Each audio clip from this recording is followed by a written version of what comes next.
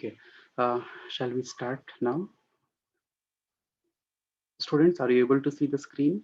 Is it visible? Yes, Yes, sir. sir. Okay. Now, in the previous class, we had gone through the Ajax, right? Now, today I'm thinking of giving you certain examples how this particular Ajax frameworks works, right? Now, let me share you the other screen. Okay. Now, are you able to see this particular web page? A simple Yes, web sir. page, give input and a name, right? This is just an HTML page. If you look into the extension, it is just an HTML page, right? Now, suppose there is we have a particular text box here. Now, if I type certain content here, can you see the result of this particular input is dynamically started displaying on the other line here, right? As soon as I type anything, it just prints over there. If I delete, if I modify the text box, if I delete it, everything, it gets deleted. If I type something, it starts typing. It starts displaying the results. This is we call it to be a dynamic in nature, right? This web application is developed using the Angular JS. Have you heard about the Angular JS? Anytime? Anybody knows about that?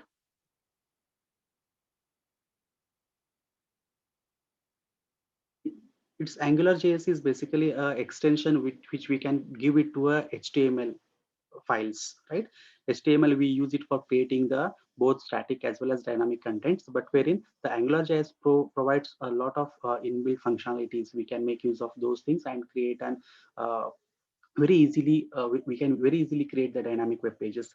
This particular AngularJS, if I show you the source code, it is very simple.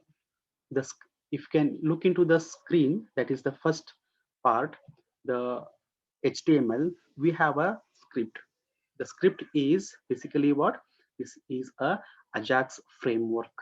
It is the Ajax framework. You can look into here. It starts https ajax.google.bis. This is one of the APIs which is being developed by the Google for this AngularJS. Basically, just don't get confused here. AngularJS is developed by Google, so they have their own web API, right? That web API is a part of an Ajax technologies. So the website looks like the script's source code looks like this, right? Ajax. Now, this is a simple code here. Okay. Now I will not go into in detail in the code. I will just show you the how it works here. This is one of the example, right? Like that, do have one more here. Now, here you can see there are 4 entries. One is the checkbox, right? And then there is one particular text field, which is empty by the name new. And then there are 2 more fields, read only and disabled. Okay, read only means what? The content, whatever is there, it cannot be deleted or it cannot be modified. If I try to delete anything here, I can't do it because it is a read only. And the other one, the fourth one here is a disabled. You can see the content, the text box here is kind of a grayed out, right? Grayed out means this is something disabled. Even we can't select or copy the content. This is grayed out content. Now, how dynamically these content can be modified or changed? If I just unclick here, what will happen? The text box earlier, which was there in the new, it got disappeared. I'll show you once again. This particular text box will get disappeared once I uncheck this checkbox. And you can see the read only is now enabled for modification. Now read only is enabled for modification, as well as the disabled is got enabled, and it is also allowing me to modify the text. And if I click back this checkbox, again you can notice this text box again reappears, and again it becomes read only content and it becomes disabled. So dynamically the web page is behaving differently depending upon certain events that happen on this particular web page. Again, this is also developed using this web page is created by using the AngularJS, which uses the Ajax over there, right? Now, this is only a front end I'm just showing you. Okay, this web page doesn't require a backend support, only the front end is necessary. Then few more examples I have here. Now, this is one of the finest example, right? Wherein we have 2 buttons. we have two buttons here. One is a single click, other is a double click. Okay, what it does is that if I click on this single click button, there will be a counter which keeps on incrementing. Right now, I will just click once. Now you can see single click count has changed to 1. If I click once again on the single click, it increments to 2. So what is happening here? How many times I click on this particular single click button, those many counts will be incremented and it will just show the count here. And on the other hand, there is one more double click. So double click, if I click just a single click on this, it will not show any count.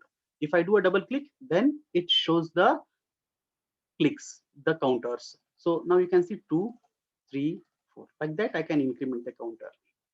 Now, can anyone tell me where these type of applications or features are essential in a real-time scenario, especially the single click?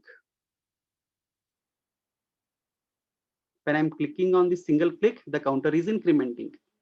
Can anyone think of in what type of the dynamic web pages we require these type of functionalities? Please unmute yourself, students, and speak. It becomes a little difficult for me to look into the chat box and all.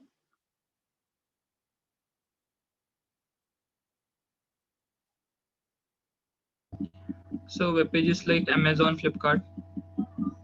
Okay, where exactly in that? It's a broad term. In those.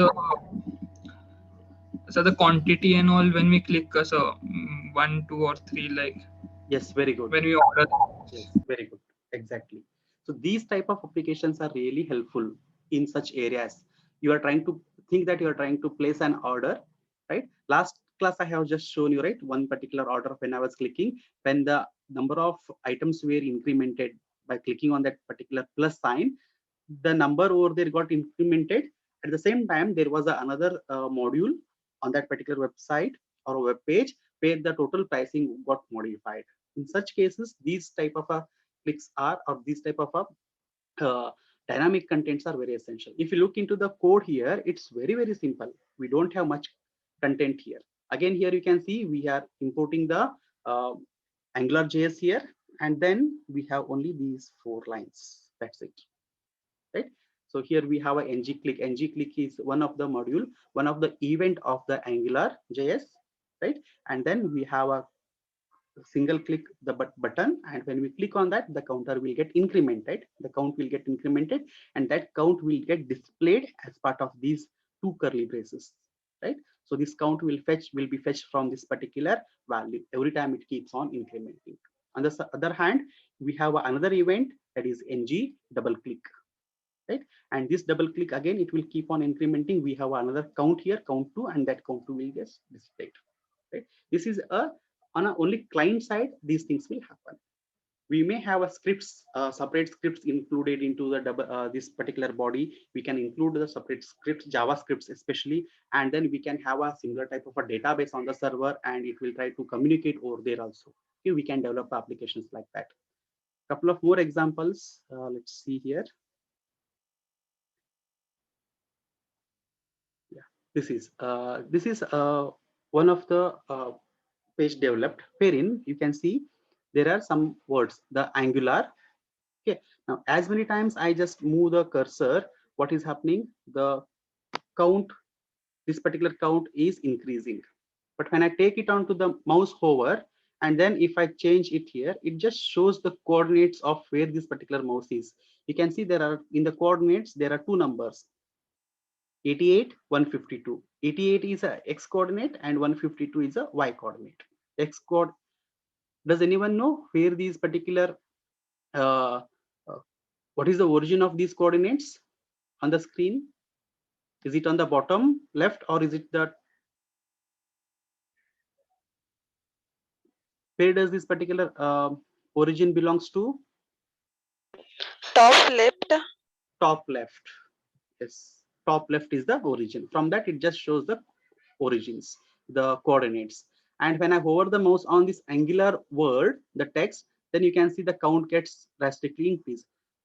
For a single movement, the counter will get incremented. Now, if I hover like this from one end to the other end, you can see the numbers is too big. It is changing too big.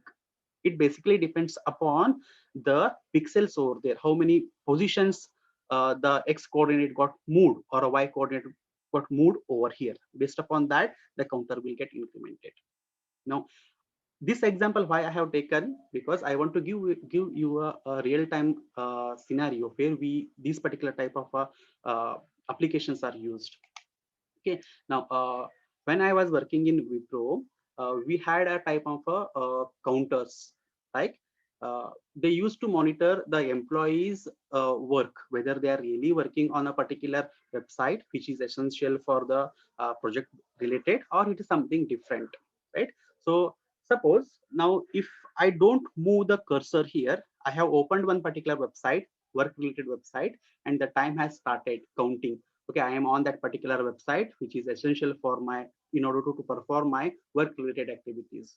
Now what I may do is that I may just open and keep idle, or I may start gossiping with some other persons, right? So I may be still idle, not doing anything on the computer. So how it works was that there used to be a certain counters which used to start immediately. Now there is no mouse movement. When the mouse is positioned on the same place, if it is idle, the counter will start incrementing. It will start counting the how many times it is idle. Once it is moved, then again that counter will reset to 0. Now what used to happen was, if the mouse is idle for 5 minutes, say, then after 5th minute, that is next second, immediately a mail will get triggered to the manager or a HR saying that with this particular person system is idle. He has opened the work related website, but it is not active basically, right? So in such situations or such scenarios, these type of the applications are used. Again, here there is a mouse movement events or the modules are used in this particular web page in developing this particular simple web page. And the other one is like here. Now you can see there are two things, first and second.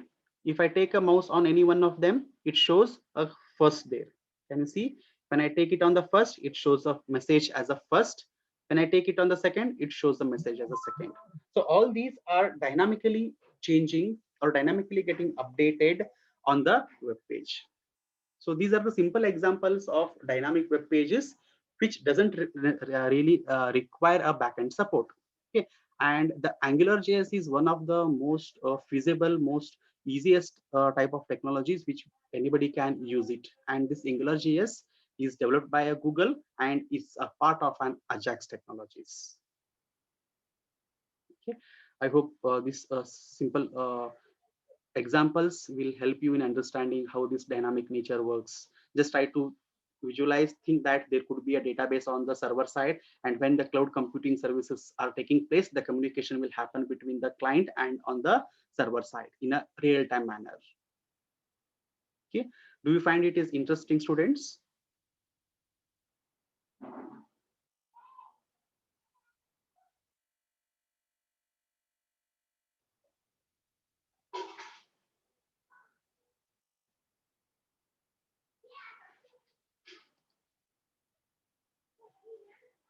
Okay, now we will move on to the next concepts.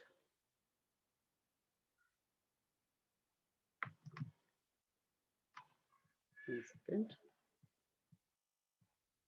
Yes.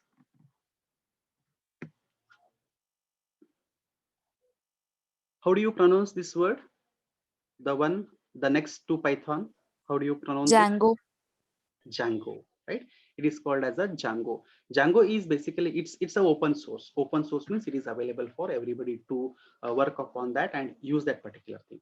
Again, it is one of a framework to develop the web applications, and this is more popular because we can develop the web pages using the Python here, right? We know the advantages of a Python, which can do a lot of things in a very quicker manner because of its nature, right?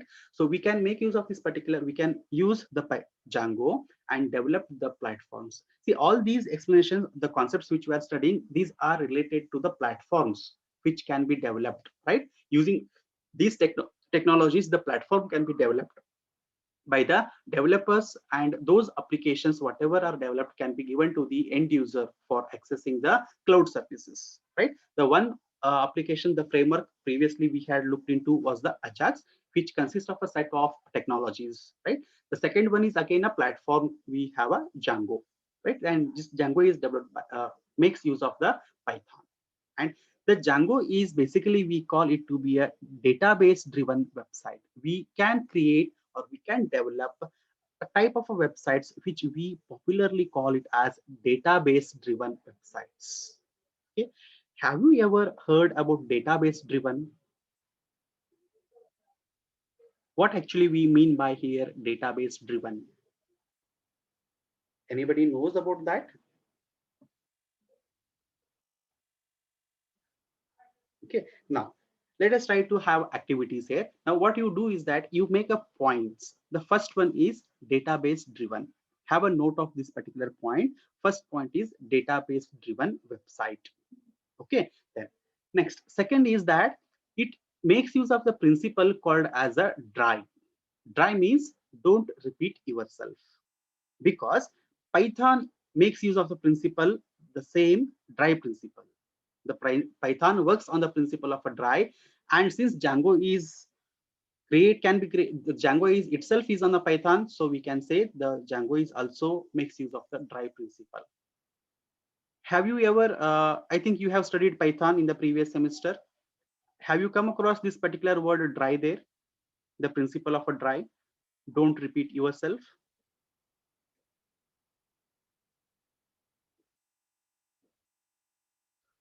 Okay, that means no. So make a second point, don't repeat yourself, that is dry.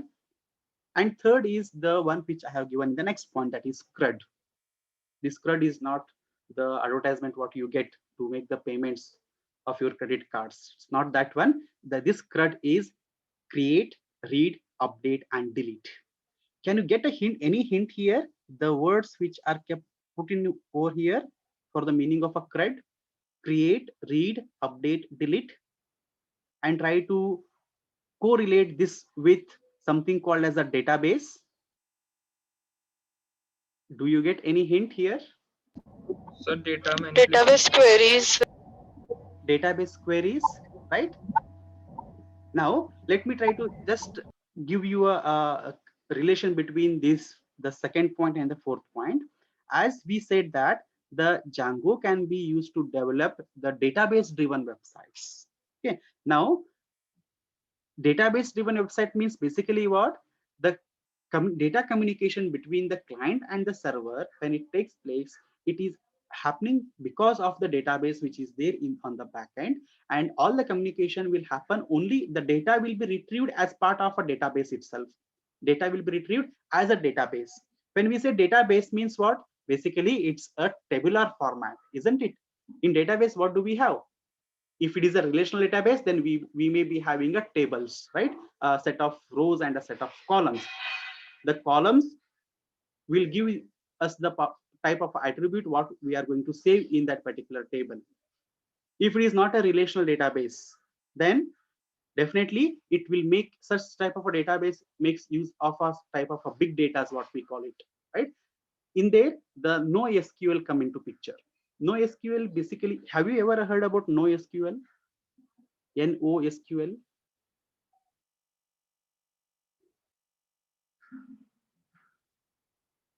MongoDB, has anyone heard?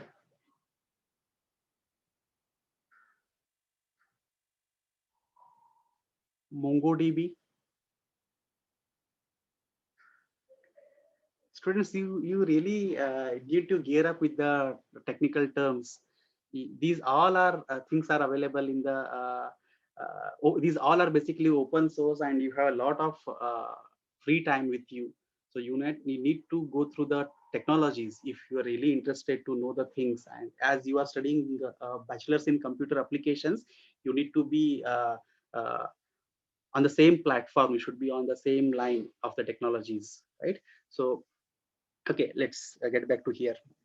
Now, as the website which we are going to develop are based upon the database driven applications, and we know that in database driven, in a database, we most of the time we perform these operations like creating a database, reading the data, updating the existing data, or deleting. It could be deleting a single entry in a table, or it could be deleting entire table of that particular database, right? So this CRUD can be done anywhere. If it's need not to be a particular database also. For any other type of data, we can apply this CRUD interface.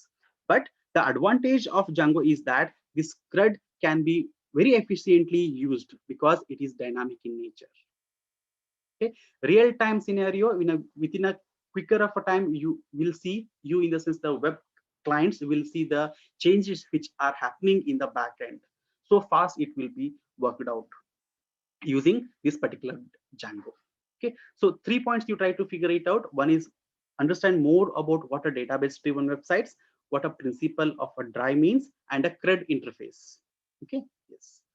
Then what actually this particular framework includes, I have taken very important, very few uh, features of this particular Django framework. Okay, the first and very foremost is it's very lightweight application, right? Lightweight in the sense it's not a big in size, it's very light, and a standalone means you can work on a particular system itself. Okay, it doesn't require a distributed things. Okay, and development of the web servers, web pages, and testing of the web pages it can be used for. Okay. It makes use of something called as a caching frameworks. It has a lot of caching framework.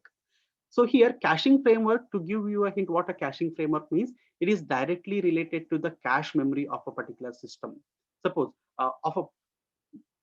more precisely, I can say it is a cache of the particular web page or a website. Now, whenever you open a browser and you try to search upon certain things, it may give you a certain related information which you have already searched in previously, right? Because your web page or the browser keeps certain cache memory, right? It has a certain cache. Because of that, you get certain hints or a certain advertisements which will start populating upon your web pages and all, right? Basically, it tries to show up those particular web pages more quickly, more efficiently. Okay, Django has a set of frameworks which makes use of a varieties of cache methods. Only 3 I have listed here. One is the memory type of a cache framework. Second is a database type of a cache, and third is the file system cache. Okay, simple term. If I want to tell you how this cache works, is that it is like if and else condition. Try to think that you are writing a code, a simple kind of a algorithm rather, instead of a code algorithm. You say if, okay, you are trying to access a particular web page. If what it does, this particular framework, the cache framework, if that web page is already opened by you, that means it is there in your cache, right? If that web page is in cache, retrieve that particular web page and display it to the user. Don't try to fetch it from the server side, directly display from the cache if it is there. If not, what has to be done?